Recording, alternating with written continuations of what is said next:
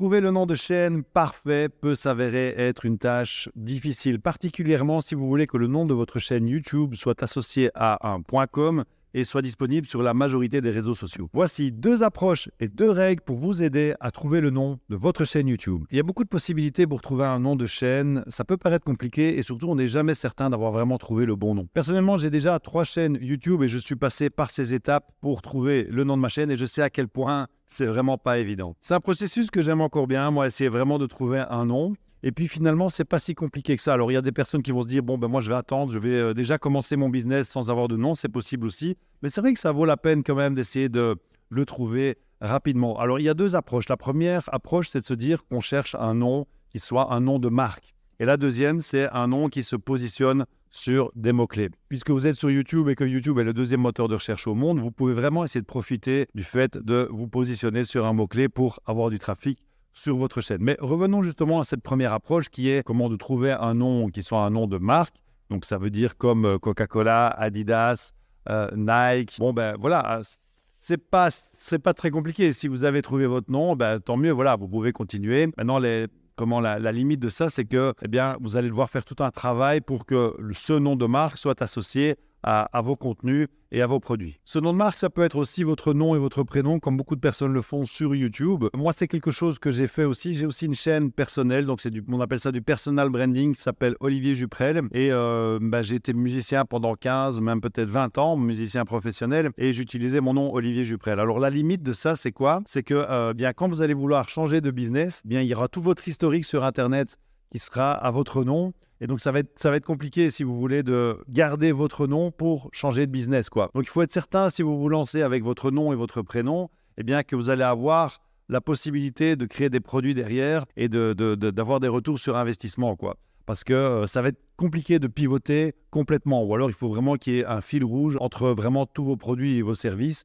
qui sont associés à votre nom. C'est la raison pour laquelle je vous recommande vraiment de ne pas utiliser un nom, mais plutôt avoir un nom de business, qui soit associé à votre produit, à vos services, aux problèmes que vous résolvez. C'est la raison pour laquelle moi j'ai créé la chaîne Guitariste Pro pour justement enseigner comment jouer de la guitare et stratégie vidéo. Donc ça n'a rien à voir avec mon nom Olivier Juprel, parce que je sais que si vous tapez Olivier Juprel dans Google, vous allez tomber sur mes anciennes chansons, peut-être des interviews que j'ai données dans la presse, et ça n'a absolument rien à voir avec la vidéo ou le fait d'apprendre la guitare, quoi.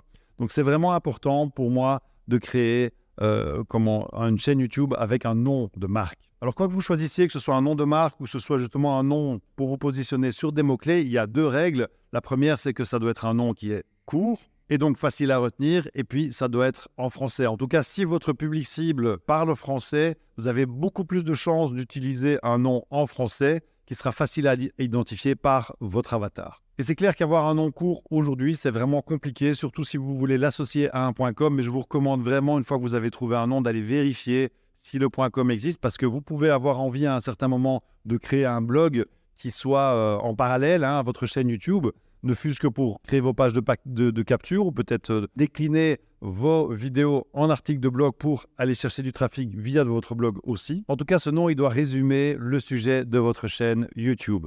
Si vous décidez de partir sur des mots-clés, ça peut être une stratégie intéressante aussi. Moi, c'est ce que j'ai fait avec stratégie vidéo. Je sais que ce mot est tapé. Bon, c'est pas énorme, le volume. Ça doit être 30, peut-être 40 fois par mois dans Google. Mais j'ai décidé d'utiliser ce mot-clé-là parce que il était disponible en .com. Ça veut vraiment dire ce que ça veut dire, la stratégie vidéo. C'est assez clair. En tout cas pour les gens qui sont dans le milieu. Et puis, ceux qui tapent stratégie vidéo dans Google, c'est en fait ma chaîne YouTube et mon blog qui vont apparaître directement en haut des résultats. Et donc, ça va m'amener un trafic potentiel vraiment très qualifié. Et ça, c'est quelque chose que je vous invite vraiment à prendre en considération. Donc, essayez vraiment que ce nom soit le plus court possible.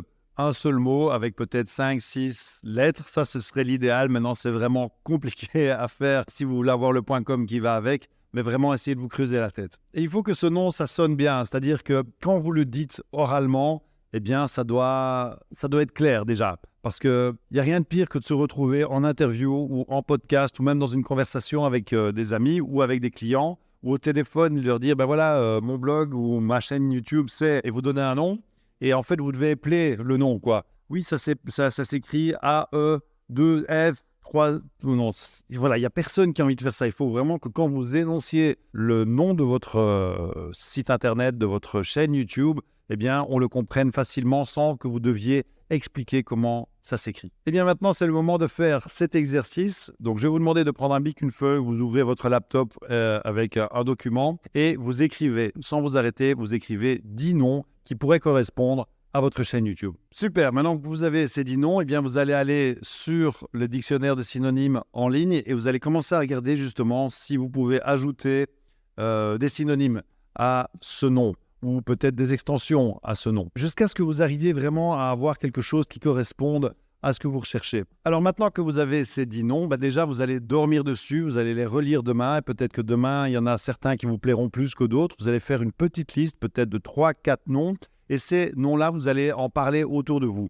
Alors bien sûr à vos amis proches, à votre famille, mais surtout essayez d'en parler aux personnes qui sont votre public cible, votre avatar, vos prospects idéaux, et essayez de voir ce qu'ils en pensent.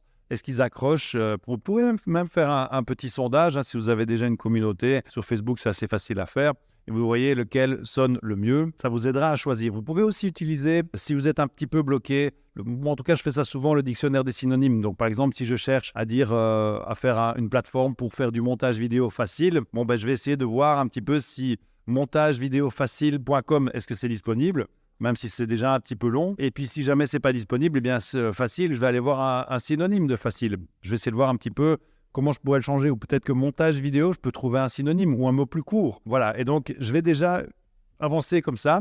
Ensuite, une fois que j'aurai trouvé vraiment 1, 2, 3 noms maximum qui me plaisent, je vais aller sur un site comme Namelix. Et ça va tout de suite vous donner en fait un aperçu des disponibilités du .com et sur les réseaux sociaux. Vous allez pouvoir justement donner un petit peu l'univers dans lequel vous êtes. Est-ce que justement, comme moi, vous êtes dans l'univers de la vidéo? Peut-être que vous êtes dans la musique, peut-être que vous êtes dans le sport, dans la diététique. Donc ça, vous pouvez le préciser. Ensuite, vous allez pouvoir choisir la longueur du mot, si vous êtes entre 3 et 6 lettres ou plus, ou encore plus. Et puis surtout, après, vous allez pouvoir déterminer si vous voulez un nom comme Amazon, par exemple, qui a un vrai nom, ou comme Google, ou est-ce que vous voulez qu'on fabrique le nom complètement? Donc ça, c'est vraiment le nom de marque. Est-ce que vous voulez que ce soit 2 mots qui soient mis ensemble comme Facebook ou Bitcoin? Est-ce que vous voulez des mots étrangers comme Toyota et Audi? Enfin voilà, vous avez plusieurs solutions et une fois que vous lancez la recherche, ça va directement aussi vous proposer des logos. Et donc ça, c'est plutôt sympa. Un autre site que j'aime bien utiliser, c'est Namecheck. Alors vous le faites avant ou après. Peut-être qu'avant, c'est mieux en fait.